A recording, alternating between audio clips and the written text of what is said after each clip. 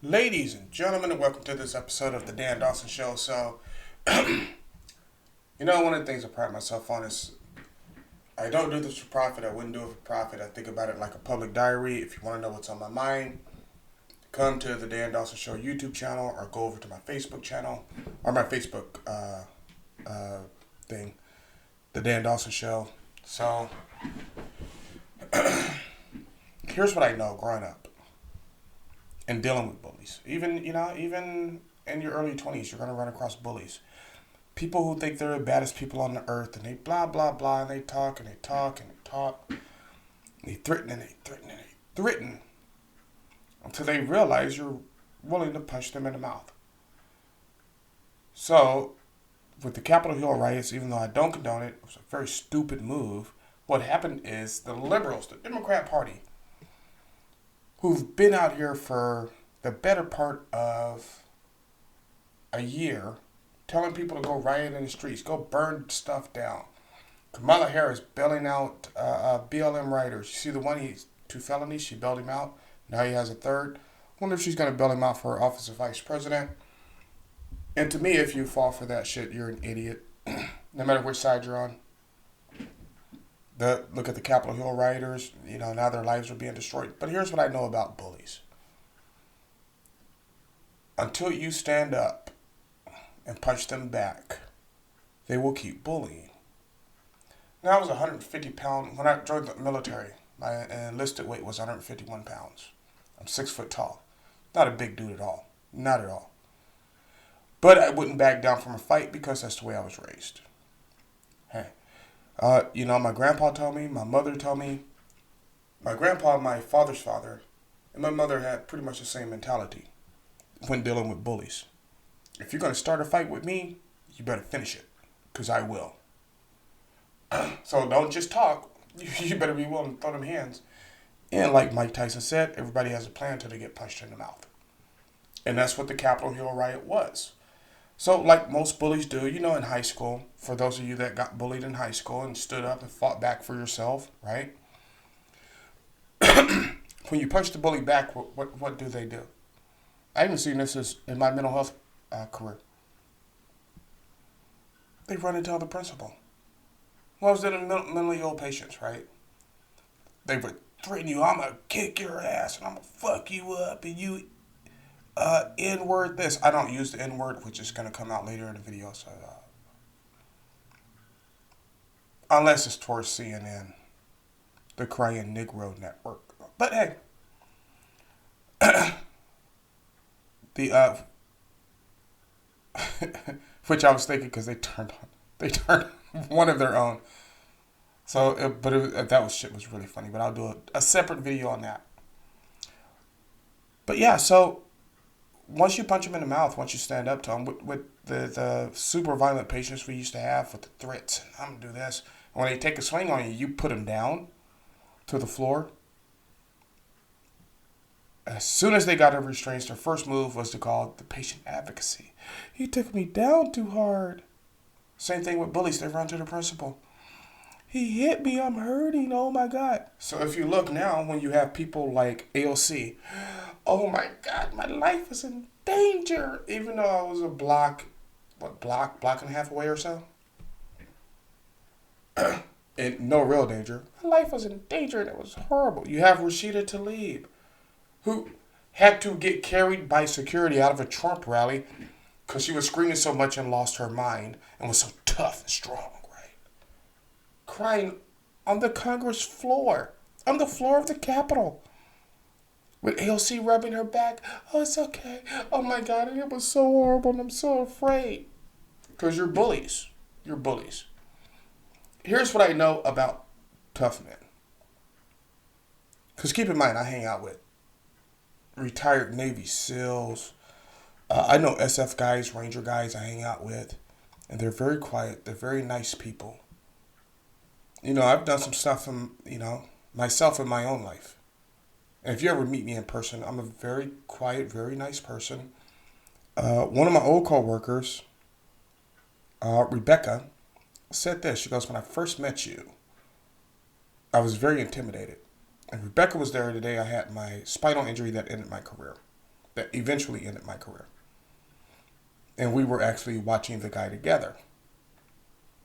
She goes, when I first met you, I was so intimidated. But I realized you're just a big soft titty bear. And that's how most of these guys are. Because we know violence. We've seen violence. I know the amount of violence I could visit upon a person. And it's not good. And I don't want to do it.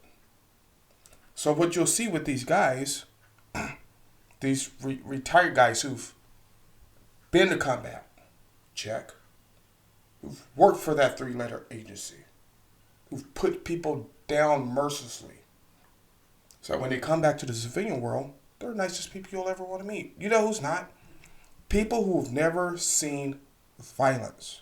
People who've never experienced violence. Because they have no idea what they're talking about. So why you have these bona fide trained killers who wouldn't harm a soul. Oh, and another funny thing. So all my buddies, right, who've lived this life, they all have cats. I have one buddy, James, who doesn't have a cat. It's because he's allergic to cats, but he has a dog. We all have animals for that love. So, and James Bentley, if you're listening, because I know you are, I know you watch my videos, you could testify to that. We're soft people. We love people. We just did a job.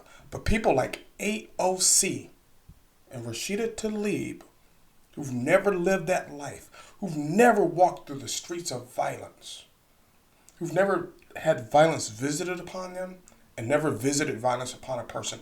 They talk. Then when it happens, they're surprised. Oh no, and it was so horrible. And what am I going to do? Oh, you'll see, oh, let me rub your back. It's okay. It's okay, we're going to get those horrible Jews. But that's what they do, and it's just ridiculous. But also, you've been gaslighted. You've been gaslighted. Look at the people saying this. They're either women or effeminate men. If you don't know what gaslighting is, if you've not taken the red pill, whether you're a man or a woman, red pill works for women too. Go watch Kevin Samuels on YouTube. Kevin, Kevin Samuels, Samuels. Watching, you'll know what I'm talking about. And this is exactly what they're doing. They're manipulating. It's like you're in a relationship, right? And your girlfriend comes into the relationship or your boyfriend and they say, hey, I'm going to pay half the bills and blah, blah, blah, blah, blah. And then 6 months into it, they don't want to do it. So they emotionally manipulate you. Well, if you loved me, well, if you truly cared, you'd do this. And that's exactly what it is. That's what's going on with our nation. And it's ridiculous. But it's not an act reserved for women. Effeminate men do it too. Who's the one congressman from, I forget where he's from, but he said during the Capitol Hill riots, he thought of blending in as a Republican because then maybe they would leave them alone. Here's what I saw during the Capitol Hill riots. And you can go back and you can watch the video. You can watch the video. Here's what I saw. The Republican from Texas, I said this in a previous video. I could tell he's from Texas because his face mask had a giant ass Texas flag on it. So, but him and 2-3 other Republicans, when the rioters are trying to get through the doors, they're at the doors helping the Capitol Hill police. They're not cowering. They're not hiding under desks like Nancy Pelosi, who, of course, got escorted out first, or your other liberal leaders. They're standing to the fight. So, hey, I forget the name of that Texas congressman, but if anybody knows who it is, hashtag him in this video, tell him I said, remember the Alamo, good job, proud of you. Because that was the Capitol Hill riots were ridiculous. And also in another thought, it kind of needed to happen. It kind of needed to happen. Because American cities have been burning for a year. Portland, Seattle, Minneapolis, Detroit, Chicago, which has a 137% rise. The numbers are astronomical. And armed carjackings by teenagers. Black teenagers. I don't care if you're black or white. You come up to take my car with a gun, you better be ready to go meet your maker. I don't care if you're 11, I don't care if you're 30. Go meet your maker. Because one of us is dying that day, and I'm ready to meet mine. That's another thing. I'm seeing a spike in crime. And every time I see this, right, and I see it on CNN, I see it on Q13, our little news station up here. Como 4, Como 5, whatever it is. Even though they're kind of fluffy. But it's always young black teenagers. Well, why is that? Probably because there's no fathers in the house.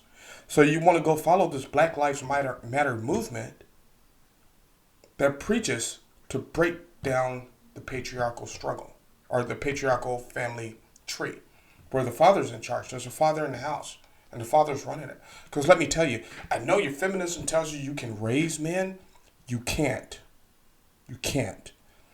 And I say that being a single father, having raised a girl, and I'll never forget, one of the things the ex-wives, now ex-wives, sisters told me is when my daughter went to visit one year, is she acts like a man.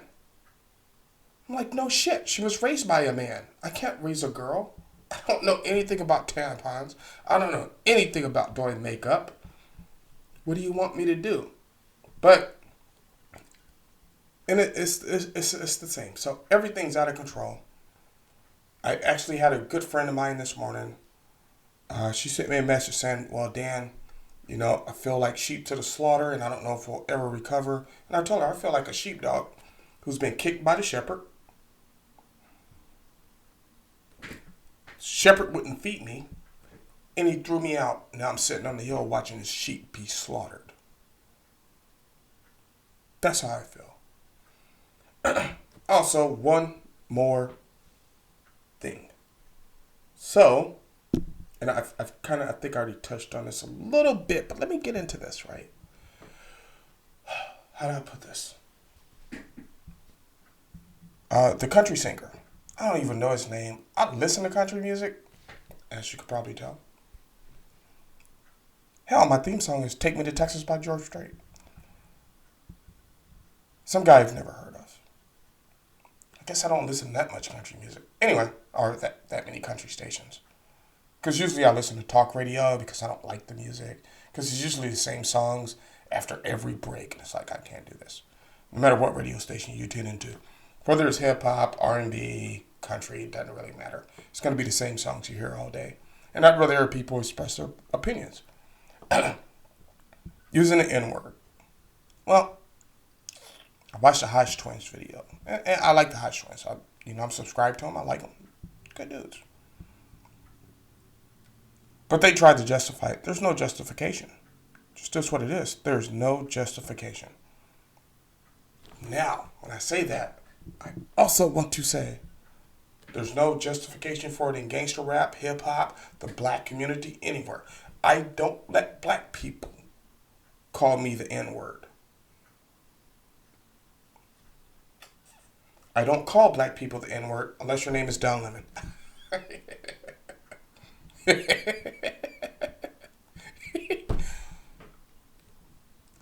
I just don't like Don Lemon. He cries too much. So, no, he shouldn't have used it. But here's the kicker. Nobody should use it. If you put out a song with the N-word in it, your song should be taken down. It shouldn't be bleeped out. It shouldn't be played. Don't bleep that word out. Just don't play the video or the song. So there you go. Thank you for watching this episode of the Dan Dawson Show.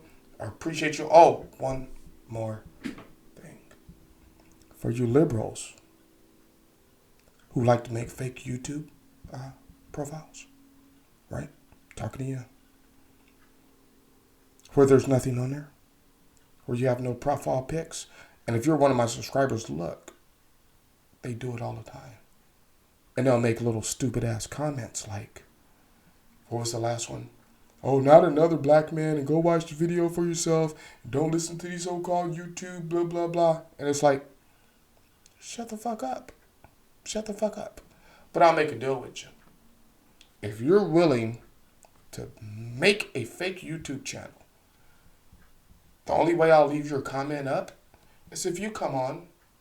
We can do it over Zoom, over Facebook Live. Doesn't matter to me. And we can debate. Warning, that debate will not be edited.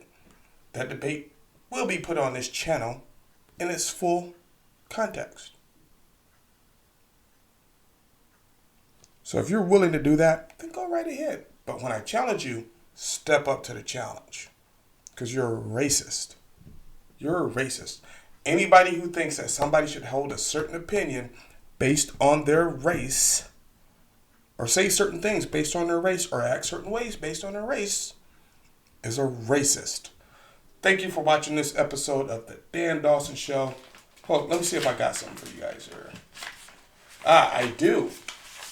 Thank you for watching this episode of the Dan Dawson Show. Remember, if you have friends who are liberals, who voted for liberals, and pretty much voted to end our Second Amendment rights, when the new gun laws come into effect, remember, call the ATF at 1-800-800-3855 and report them. If they're busy taking their guns, they can't take ours. So like, subscribe, share. Do what you got to do.